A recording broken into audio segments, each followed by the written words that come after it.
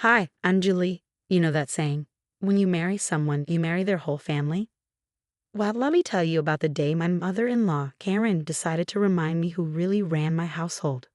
Life was good. Me, my husband Mike, and our two kids, Jack and Emma, living in our cozy three-bedroom home. It wasn't huge, but it was ours. The kids shared the bigger upstairs bedroom, which they proudly decorated themselves. Emma's side adorned with unicorn wallpaper, Jack's with a space theme. For a 10 and 8-year-old, they were getting along surprisingly well. Then came that Sunday dinner. Karen showed up with her daughter Amy trailing behind like a shadow. The first red flag? Karen insisted on cooking instead of ordering our usual pizza. "Oh, sweetie, we need to discuss something as a family," Karen said in that saccharine tone that always made my teeth ache. I should have known. "Amy's having a rough time," she continued, patting Amy's hand like she was a delicate flower. "Third job this year," I muttered under my breath. "She needs a fresh start," Karen went on. "So I told her she could stay here for a while." I nearly choked on my meatloaf. "Here, Karen, we don't have a spare room." "Oh, that's no problem." Karen waved dismissively. "The kids can move to the basement. Amy needs a proper bedroom." The fork slipped from my hand. "Excuse me?" Mike started to say something, but Karen steamrolled him. "Michael, your sister needs help. Family helps family." Before I could fully grasp what was happening, Karen was already marching upstairs. We heard drawers opening and closet doors slamming. By the time I got there, she was tossing Jack's clothes into garbage bags. "Stop, you can't just move my children's things." I snapped.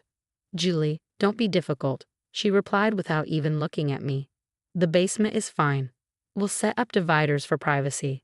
Mike hovered uselessly in the doorway. "Mom, maybe we should discuss this." "There's nothing to discuss," Karen cut him off. "Amy needs support, unless you're suggesting we throw her out on the street."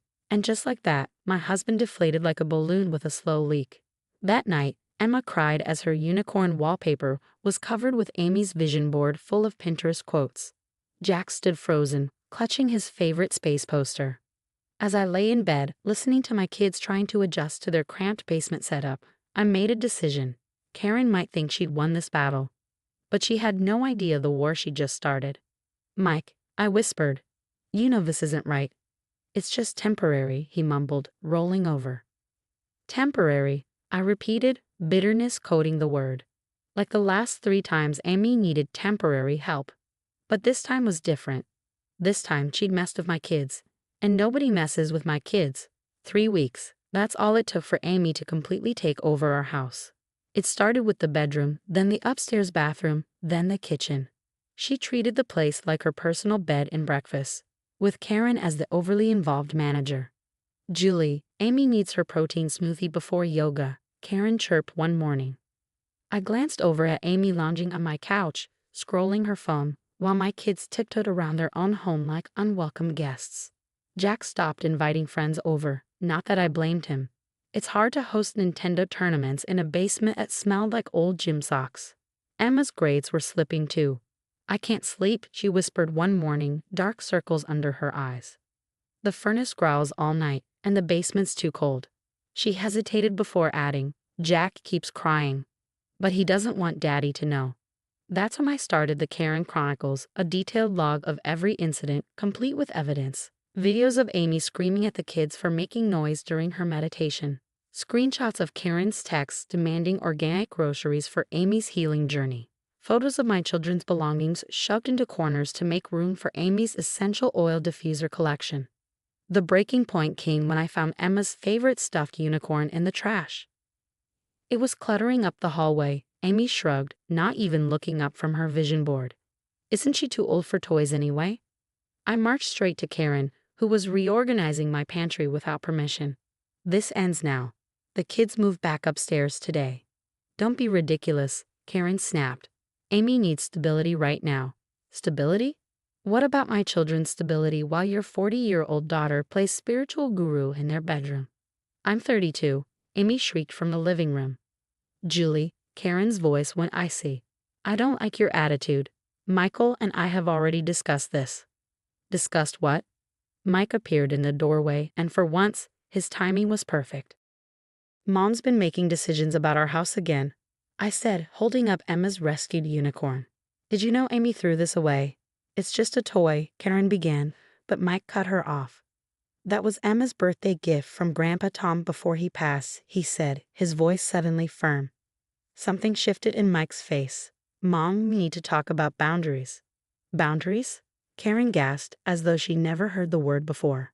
I'm trying to help your sister. I didn't raise you to be so selfish. No, Mike said quietly. You raised me to let you control everything. But this is my family too. My kids matter. Karen's face cycled through several shades of purple before she finally snapped. Well, I never. Amy, pack your things. We're leaving. But my yoga routine. Amy whined. Now. They stormed out, Karen swearing we'd regret our attitude. But watching the kids' faces light up when we told them they could move back upstairs, I knew the only thing I regretted was not standing up to her sooner. I'm sorry, Mike said that night, scrolling through my documented evidence. I didn't realize how bad it had gotten. It's not over. I warned him. You know your mother, she's just regrouping. He nodded, looking like the partner I'd needed all along. Then we'll be ready. The calm lasted exactly 2 days. This time, Karen came armed with blueprints and a contractor. Since you're so concerned about space, she announced, waltzing into our kitchen during breakfast, I found the perfect solution. We'll add an in-law suite over the garage. Amy can have her own entrance.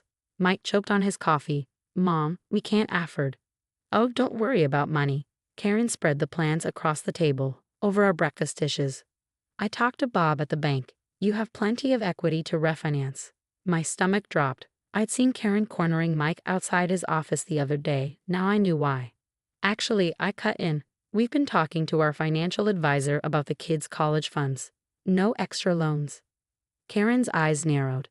Education is important, but family comes first. Amy needs to grow up. The new voice made us all jump.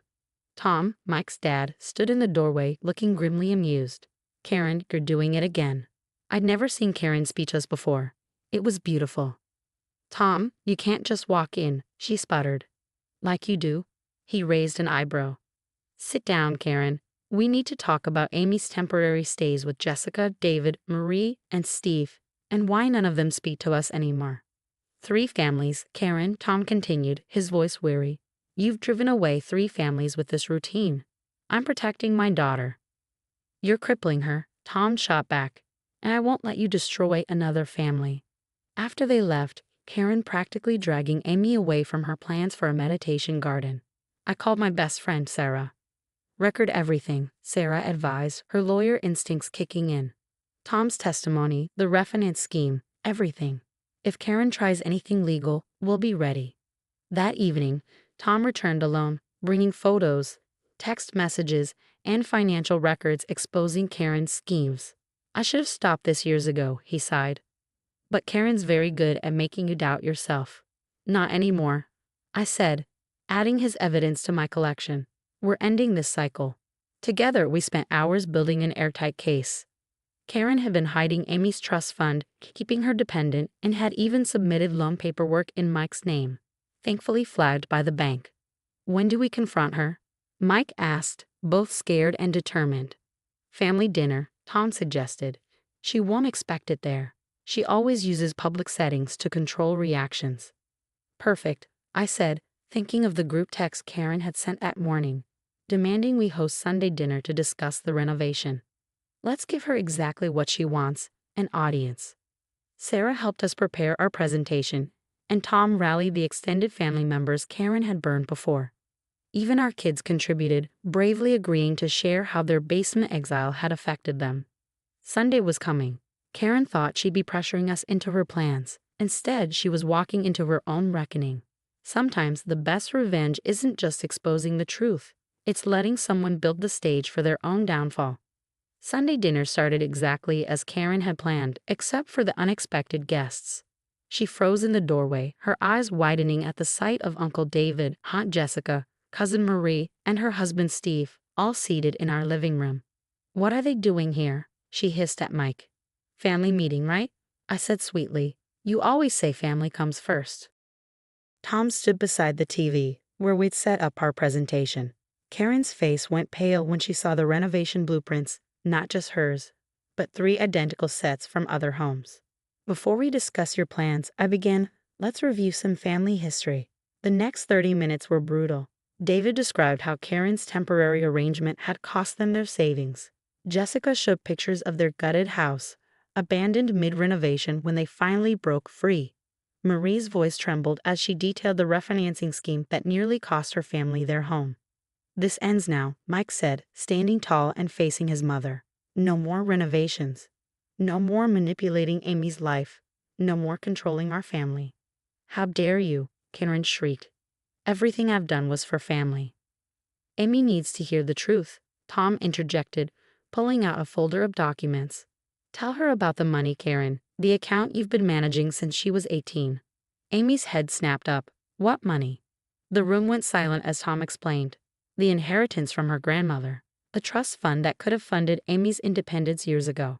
The account Karen had kept safe while pushing Amy from relative to relative." "Mom?" Amy's voice was barely a whisper. "Is this true? I wanted to protect you." Karen sobbed, her voice shaking. "To keep you close. To keep me dependent," Amy corrected, her expression hardening as she saw the pattern for the first time. "I'm 32 years old, Mom. Living in my niece and nephew's bedroom because you convinced me I couldn't survive on my own." Karen left our house for the last time that night, alone. Amy moved in with Tom, who helped her access her trust fund and find a therapist. Last I heard, she was taking coding classes and healing from years of engineered helplessness. The kids spent an entire weekend redecorating their room. Emma's unicorn collection grew with new additions from every family member who came to celebrate. Jack's space posters multiplied until they covered nearly every inch of the walls. The sound of their laughter upstairs was better than any revenge. Mike still struggles sometimes. Years of conditioning don't disappear overnight. But he's in therapy too, learning to recognize manipulation and stand firm against it. As for Karen, she's lost her power, her audience, and her ability to hurt anyone else. The family she wronged stay connected through a group chat, sharing updates and supporting one another. Sometimes the best revenge isn't something you do to someone. It's finally permanently stopping what they've been doing to everyone else. This story has ended, but it raises an important question. At what point should adult children be cut off from family support? Karen enabled Amy's dependence for over a decade. But where's the line between helping someone through hard times and creating harmful patterns of helplessness? Share your thoughts in the comments below. If you enjoyed this tale of family drama and justice served, don't forget to hit that like button and subscribe for more stories exploring complex family dynamics. And remember, sometimes the hardest part of helping someone is knowing when to stop.